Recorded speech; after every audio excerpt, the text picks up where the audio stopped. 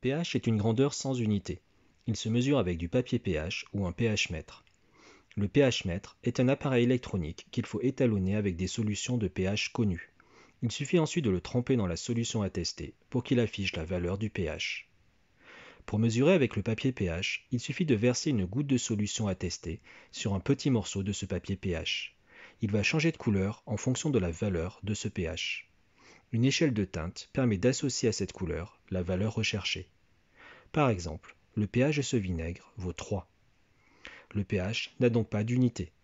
Il prend des valeurs de 0 à 14 et permet de déterminer la présence dans les solutions de deux ions, les ions hydrogène H+, et les ions hydroxyde HO-. Lorsque le pH est de 7, ces deux ions sont présents en quantité infime. On dit que la solution est neutre. Quand le pH est inférieur à 7, ce sont les ions H+, qui prédominent. On dit que la solution est acide et on parle de l'acidité de la solution. Plus le pH est faible, plus la solution est concentrée en ions H+.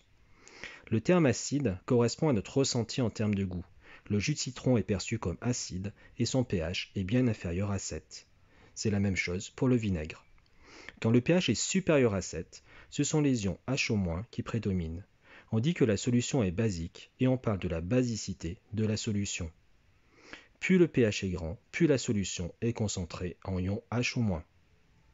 Si l'on dilue de plus en plus une solution, les ions H+ ou HO- sont présents en quantité de plus en plus faible pour un même volume. Le pH va donc tendre vers 7, puisqu'au final, il y en aura tellement peu que l'acidité ou la basicité disparaissent quasiment totalement.